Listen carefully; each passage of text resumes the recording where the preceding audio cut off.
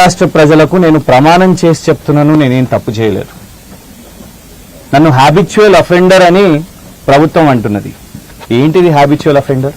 నేను మొదటిసారి జైలుకి వెళ్ళింది 2011లో తెలంగాణ ఉద్యమంలో జైలుకి వెళ్ళినాను, ఉస్మానియా యూనివర్సిటీ విద్యార్థిగా. అది నేను చేసిన నేరమా? ఆ తర్వాత మళ్ళా 2013లో తెలంగాణ రాష్ట్రం ఏర్పాటు కంటే కొంత ముందు చెంచల్గూడ జైల్లో వేసారు. అది కూడా తెలంగాణ ఉద్యమ కేసులోనే, మిలియన్ మార్చు ఆయో కేసులు. దానికి నన్ను హ్యాబిచువల్ అఫెండర్ అంటారా? ఆ తర్వాత university of Hyderabad central university ఉద్యమంలో అప్పుడు జైలుకు పోతే దానికోసం నేను చేసింది నేరమా? 2024లో రేవంత్ రెడ్డి గారి ప్రభుత్వంలో కేసీఆర్ గారు ఆనాడు ఉస్మానియా యూనివర్సిటీలో విద్యుత్ కొరత ఉన్నది, నీటి షార్టేజ్ ఉన్నది అని రేవంత్ రెడ్డి గారిని ప్రశ్నించినందుకు రేవంత్ రెడ్డి గారు తప్పుడు ట్వీట్ వేస్తే దాన్ని నేను ఫ్యాక్ట్ చెక్ చేసినందుకు అప్పుడు కూడా తప్పుడు కేసులు వేసి 10 రోజులు అక్రమ కేసులు వేసి నా మీద జైల్లో పెట్టడం జరిగింది చెంచల్గూడలో. అంటే కాంగ్రెస్ పార్టీని, కాంగ్రెస్ ప్రభుత్వాన్ని ప్రశ్నిస్తున్నందుకు ఇప్పుడు నన్ను హ్యాబిచువల్ అఫెండర్ అంటున్నారు. వాళ్ళు 34 అంటున్నారు, 36 కేసులు అంటున్నారు. లెక్క కూడా తెలుస్తలేదు, ఎందుకంటే సడన్ గా కొత్తది వస్తుంది. 2024 పెట్ బషీరాబాద్ కేసు వస్తే ఈ 2 సంవత్సరాలు కూడా నాకు కనీసం నోటీస్ ఇవ్వకుండా సడన్ గా తీసుకొని వచ్చి పెడతారు, పీటీ వారెంట్ అని చెప్తారు. ఎందుకంటే ఇక్కడ మా న్యాయవాదులు కొట్లాడుతున్నారు, బెయిల్ వచ్చేటట్టుంది అనగానే ఇమీడియట్ గా పీటీ వారెంట్ వస్తుంది. పెట్ బషీరాబాద్ పోగానే జడ్జి గారు కూడా పాపం పరేషాన్ అయ్యారు, ఇమీడియట్ గా బెయిల్ అక్కడనే ఇచ్చేసారు. మళ్ళా తర్వాత ఈ నిర్మల్ కేసు కూడా 2025లో జరిగిన కేసు. సరే, ఇలా కండిషనల్ బెయిల్ ఉన్నది కాబట్టి నేను ఆ కేసు గురించి పెద్దగా మాట్లాడాను.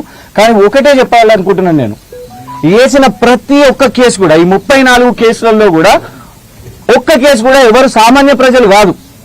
ఎందుకంటే నేను ప్రజలను ఇబ్బంది పెట్టలేదు, నేను ప్రజల కోసం మాట్లాడినా.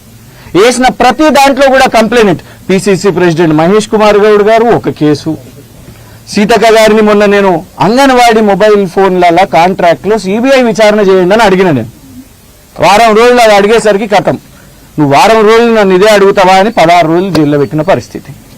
అందులో కంప్లైంట్ కాంగ్రెస్ ప్రభుత్వమే. ఇలా నేను చేసిన పాపం ఏంటిది? ఆర్ఎస్ ప్రవీణ్ కుమార్ గారితో, శ్రవణ్ దాసోజు గారితో, కార్తిక్ రెడ్డి గారితో ఆ రాఘవ కన్స్ట్రక్షన్స్ కోత్వాల్ కూడా దగ్గరికి పోయి ఆ పెయింట్ ని దుడిస్తే రాఘవ కన్స్ట్రక్షన్స్ బయటపడ్డది. అది నేను చేసిన నేరమా? నేను హ్యాబిచువల్ అఫెండర్ నా? దాన్ని క్వశ్చన్ చేసినందుకు ఇవాళ అందుకే కదా మీ ప్రభుత్వం కూల్చేసిన పరిస్థితి. ఇలా రాష్ట్ర ప్రభుత్వాన్ని అడిగినందుకు రాష్ట్ర వ్యాప్తంగా కాంగ్రెస్ పార్టీ వాళ్ళు వేస్తున్న కేసులు అవన్నీ ఎక్కడ కూడా కాంగ్రెస్ పార్టీ మినహా వేరే అసలు కేసే లేదు నా మీద. కానీ ఇవాళ నాకు నేర చరిత్ర ఉన్నది, నేర ప్రవృత్తి ఉన్నది అనేసి. ఇంకా దారుణం ఏంటంటే, నేను నిజంగా కూడా జడ్జి గారిని, కుక్కట్పల్లి జడ్జి గారిని కూడా నేను కృతజ్ఞతలు చెప్తున్నా. ఎందుకంటే అర్ధగంట వారు నా తరఫున వకాల్తా కూర్చుకున్నారు. ఆ రోజు 10 సంవత్సరాలు శిక్ష పడే సెక్షన్ వేసారు, వారే తీపిచ్చేసారు దాన్ని. 10 సంవత్సరాల శిక్ష అంటే ఏం చేద్దాం అనుకుంటున్నారు? ఇక ప్రజాపాలన, మొహబ్బత్ కి దుకాన్, ఎన్నెన్నో పెద్ద పెద్ద మాటలు మాట్లాడుతారు. పాపం పోలీసు వాళ్ళని మిస్యూజ్ చేసుకుంటున్నారు, బాధేస్తున్నది. ఇప్పుడు 4 రోజుల నుంచి నిర్మల్ పోలీసులు నా చుట్టూ పాపం వాళ్ళకు కూడా నిద్ర లేక పొద్దున ఎర్లీ మార్నింగ్ 3 గంటలకు ఆడికెళ్ళి బయలుదేరుతారు. నన్ను ఈడికెళ్ళి 6 గంటలకు తీసుకుపోనికి, ఈడికెళ్ళి నిర్మల్కి తీసుకుపోతారు. మళ్ళీ ఇటు వస్తాం, మళ్ళా పోతాం, మళ్ళీ వస్తాం. 4 రోజుల నుంచి నిన్న కస్టడీ అని పెట్టారు. కస్టడీ అని పెట్టి పాపము ఐపీఎస్ ఏఎస్పీ గారు, డిఎస్పీ గారు, సిఐ గారు, ఎస్ఐలు, కానిస్టేబుల్ అందరు కూడా అక్కడ కూర్చొని క్వశ్చన్ పేపర్ పైనుంచి వస్తుంది, సీఎంఓ నుంచి ఈ క్వశ్చన్ పంపిస్తారు. 16 సార్లు పాపం పేపర్ ఎడిట్లు, మళ్ళీ ప్రింట్, ఇదా అదా నాకు తెలియని కూడా. అల్టిమేట్ గా వాళ్ళకి కావాల్సింది ఏంటంటే కస్టడీలో 8 గంటలు నన్ను అడిగింది ఏంది, నీ వైఫై పాస్వర్డ్ ఏంది అని అడుగుతారు. ఏ వైఫై వాడుతున్నావు? నా వైఫై చూస్తే ఏమొస్తుంది? మా బిడ్డ కోకో మిలియన్ కార్టూన్లు చూస్తారు, గది చూస్తారా మీరు రాష్ట్ర ప్రభుత్వంలో ఉండి? లేదు మేము ఏం ఓటీటీ చూస్తున్నామని చూస్తారా? గింత కాంగ్రెస్ ప్రభుత్వానికి గింత పని లేకుండా ఉన్నారా? నా మొబైల్ ఫోన్ కావాలంట. ఇప్పుడు అల్టిమేట్ గా వాళ్ళకి కావాల్సింది ఏంటంటే మొబైల్ ఫోన్ కావాలి, ఈమెయిల్లు కావాలి, పాస్వర్డ్లు కావాలి, ఫోన్ పేలు, జీపేలు, రకరకాలు. ఏం అసలు అంటే ప్రభుత్వం ఎంత విషాదకరం అంటే, అఫ్జల్గంజ్ లో ఈ ఒక్క సంవత్సరంలోనే అఫ్జల్గంజ్ లో ఫైరింగ్ అయింది, చందానగర్ ఖజానా జ్యువెలరీలో కూడా ఫైరింగ్ అయింది, ఒక ఏటీఎం దగ్గర గన్ను పట్టుకొని పొద్దున దోపిడీ చేసిరు, అది కూడా దొరకలేదు అనుకుంటా. కరీంనగర్ ఫైరింగ్ అయింది, అది కూడా దొరకలేదు అనుకుంటా ఇప్పటి వరకు. పాపం గొప్ప ఐపీఎస్, సీనియర్ ఐపీఎస్ సుమతి గారికి కూడా రక్షణ లేని పరిస్థితి ఈ రాష్ట్ర ప్రభుత్వంలో. ఎందుకు? దీని కారణం ఏంటిది? ఎందుకంటే పోలీసు ఉన్నది ప్రజలను రక్షించడానికి, ప్రతిపక్షాలను శిక్షించడానికి కాదు. పోలీసులందరూ కూడా ఇప్పుడు చూడండి, ఒక జిల్లా, నిర్మల్ జిల్లా ఏఎస్పీ గారు, డిఎస్పీ గారు, సిఐ గారు, ఎస్ఐలు, కానిస్టేబుల్ మొత్తము నా మీద ఫోకస్ చేస్తే, నా ట్విట్టర్, ఇన్స్టాగ్రామ్, సోషల్ మీడియా మీద గంటలు దినాలు ఫోకస్ చేస్తే, రాష్ట్రం యొక్క లా అండ్ ఆర్డర్ ఎవరు చూసుకుంటారు? హోంమంత్రి గారు రేవంత్ రెడ్డి గారు. మిమ్మల్ని అడుగుతున్నా, you are wasting the time, the precious time of the state. You are wasting the time of the police services. వాళ్ళు వచ్చింది, పోలీసులు అందరూ కూడా వచ్చింది ఒక ప్యాషన్తో వస్తారు, ప్రజలకు సేవ చేయడానికి వస్తారు.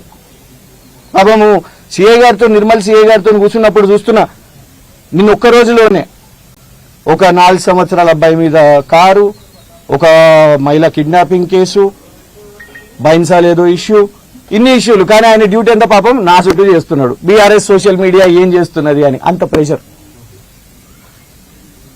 ఆఖరికి ప్రశాసన్ నగర్ లో ఐఏఎస్లు, ఐపీఎస్లు ఉండే దగ్గర కూడా ఇవాళ సెక్యూరిటీ లేని అంశం వార్తల్లో చూసినాను. పోలీస్ రిటైర్డ్ డీజీ అధికారి ఇంట్లోనే ఒక దారుణం జరిగింది అని అంటే, లా అండ్ ఆర్డర్ మీద ఫోకస్ చేయండి, ఆపోజిషన్ మీద కాదు. మేమున్నది ప్రజల పక్షాన. నేను ఒక్కటి చెప్తున్నాను, I'm back to question Revanth Reddy గారు. నిన్న నేను కస్టడీలో ఉన్నప్పుడు కూడా ఒకటే చెప్పినాను, ఎక్కువ కండిషన్స్ ఉన్నాయి కాబట్టి నేను ఎక్కువ కూడా మాట్లాడలేను, కానీ నేను ఒకటే చెప్పినాను, వాళ్ళు ఏదేదో ప్రయత్నాలు చేశారు. నేను ఒకటే అన్నా, నాకు ఆకలి ఉన్నది. నాకు ఆకలి ఉన్నది ఏంటిదంటే, నేను తెలంగాణ ఉద్యమంలో పోరాడినా కాబట్టి, నాకు రాజకీయాలు చేయాలని ఉంది కాబట్టి, నాకు ఉద్యమ పార్టీలో ఇవాళ ఒక గొప్ప స్థానం కలిగింది కాబట్టి, ఉద్యమకారులందరూ, మా బీఆర్ఎస్ శ్రేణులందరూ ఇవాళ జైల్లో వేయగానే పెద్దలు కేటీఆర్ గారు కానివ్వండి, పెద్దలు హరీష్ గారు కానివ్వండి, పెద్దలు ఎమ్మెల్యేలు, ఎమ్మెల్సీలు రాష్ట్ర వ్యాప్తంగా మా న్యాయవాదులను పంపించి వాళ్ళు జైలుకు వచ్చి ఎప్పటికప్పుడు సోషల్ మీడియాలో అందరూ మాట్లాడడం, ఇవాళ ఆ పార్టీ నాకు ఇచ్చిన బాధ్యతగా నేను ఇవాళ ప్రజల పక్షాన మాట్లాడుతున్నాను. ఇలా నేను చేయబట్టే కదా సోమ్ డిస్టిలరీస్ అనే ఒక నకిలీ మద్యం కంపెనీ మేము బీఆర్ఎస్ వాళ్ళం ఎత్తినాం. అసెంబ్లీలో బీఆర్ఎస్ వాళ్ళు మాట్లాడారు, మేము ప్రశ్నించినాం, ప్రభుత్వాన్ని ఒత్తిడి పెట్టినాం కాబట్టి ప్రభుత్వం రద్దు చేసుకున్నది సోమ్ డిస్టిలరీస్ అనే ఒక మద్యం కంపెనీతోని. అది మాట్లాడడం, ప్రశ్నించడం నేరమా? ఇలా రకరకాల అంశాలు, మూసీ కాంట్రాక్టు ఓ పాకిస్తాన్ నుంచి కుంభకోణం చేసిన సంస్థకి ఎట్లా ఇచ్చిర్రు అని అనగానే మీరు కేసేస్తారు. ఏఐసిసి సంపత్ కుమార్ గారి మీద భ్రమరా ఇన్ఫ్రా అనే ఒక కంపెనీ పోలీస్ కంప్లైంట్ రాసింది, నా దగ్గర డబ్బులు అడుగుతున్నారని. దాన్ని ప్రశ్నించడానికి విచారణ చేయాలి కానీ కేసు. ఇట్లా రకరకాల అక్రమ కేసులు వేసారు. కానీ అయినా కూడా ఏమున్నది? కస్టడీలు అంటారు, విచారణలు అంటారు, జైలు అంటారు. ఇలా వ్యక్తిగత హనన అంటే క్యారెక్టర్ అసాసినేషన్ ఒకవైపు, మళ్ళా వ్యక్తిగతంగా మా కుటుంబ సభ్యులను లాగడం. ఇందులో కాంగ్రెస్ ఎంత చిల్లర పార్టీయో దిగజారుతున్నది. వాళ్ళ ప్రభుత్వంలో ఉన్నా కూడా వాళ్లకు పాపం ఒక విజన్ లేదు. రేవంత్ రెడ్డి గారి ప్రభుత్వానికి విజన్ లేదు కాబట్టి ఏం చేయాలనో తెలియక ఇలా బీఆర్ఎస్ సోషల్ మీడియాని కట్టడి పెట్టడానికి ప్రయత్నం చేస్తున్నారు. కానీ ఒకటి చెప్తున్నాను, బయటికి వచ్చేసినాను. మా న్యాయవాదులందరూ కూడా మేము రాజ్యాంగాన్ని నమ్ముతాము, చట్టాలను నమ్ముతాం కాబట్టి ఇలా బయటికి వచ్చినాము. బయటికి వచ్చిన తర్వాత మళ్ళీ అదే పని మొదలవుతుంది. మీడియా ఏదైతే పనిచేస్తున్నదో ఆ సోషల్ మీడియా తరఫున మేము పనిచేస్తున్నాం. అందులో మీడియాలో మాట్లాడడం తప్ప ఇంకొకటి చెప్పాలనుకుంటున్నా విత్ యువర్ పర్మిషన్, ఎందుకంటే అది కూడా తెలియాలి. నా ముందు ఇన్ని కాల్స్, పుస్తకాలు పెట్టిరు. కాల్స్ నిన్న కస్టడీలో పెట్టి ఈ నంబర్ ఎవరిది, ఈ నంబర్ ఎవరిది, ఈ నంబర్ ఎవరిది అని అంటే 10 టీవీ ఇన్పుట్ ఎడిటర్ కళ్యాణ్ గారిది. ఎందుకు చేస్తారు అంటే డిబేట్కి పిలవడానికి చేస్తారు. ఇది ఎక్కడ విచిత్రం అని అన్న. సూర్యనారాయణరావు గారి నంబర్ ఉన్నది, అరే ఈయన సాక్షి కోఆర్డినేటర్ డిబేట్కి పిలుస్తాడు. ఆంధ్రజ్యోతి ఈయనెవరు, రవికుమార్ ఎవరు అని అంటే మా ఆంధ్రజ్యోతి మా కంటోన్మెంట్ యొక్క ఇన్ఛార్జు. అంటే నువ్వు వీళ్ళందరికి నువ్వు చేసే న్యూస్లు ఇవన్నీ ఫేక్ న్యూస్లు ఈ ఛానల్స్ పంపుతున్నావు, వాళ్ళందరూ పెద్ద పెద్దోళ్ళు, ఏదైనా పంపిస్తాం అంటే మీడియా వాళ్ళతో మాట్లాడడం కూడా. ఆయన ఇంకో ప్రశ్న అడిగిన నేను, సార్ మీరు ఏమైనా ఫోన్ ట్యాపింగ్ చేస్తున్నారా? గింత డేటా ఎట్లొచ్చింది? నేను మాట్లాడే ప్రతి ఒక్క కాల్ నేను ఆఖరికి అంటే మా చుట్టాలను కూడా వాళ్ళని కూడా అడుగుతున్నారు, ఈయనెవరు వీళ్ళెవరు అనేది. లొకేషన్లు అడుగుతున్నారు, ఇక్కడికి ఎందుకు పోయినావు, అక్కడికి ఎందుకు పోయినావు అని. అంటే మొన్న హరీష్ రావు గారు అడిగినప్పుడు నాకు నిన్న నాకు పెట్టిన డేటాతోనే అర్థమైపోయింది. ఫోన్ ట్యాపింగ్లు, ఫోన్ హ్యాకింగ్లు, వైఫై హ్యాకింగ్లు చేస్తున్నారు అని నిన్న కస్టడీలో అడిగిన ప్రతి ప్రశ్నతో నాకు అర్థమవుతున్నది రేవంత్ రెడ్డి గారు ప్రభుత్వం చేస్తున్నది ఇది అని. ఇలా ఒకటే, ప్రజాస్వామ్యం ఉండాలి, తెలంగాణ రాష్ట్ర మేలు కోసం.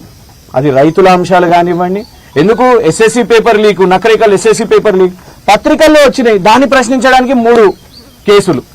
హ్యాబిచువల్ అఫెండర్ నా నేను, పేపర్ లీక్ జరిగింది వాస్తవమే, పేపర్లలో వచ్చింది వాస్తవమే, ఆ పేపర్ ఆర్టికల్ ని పోస్ట్ చేస్తే కేసు అంట.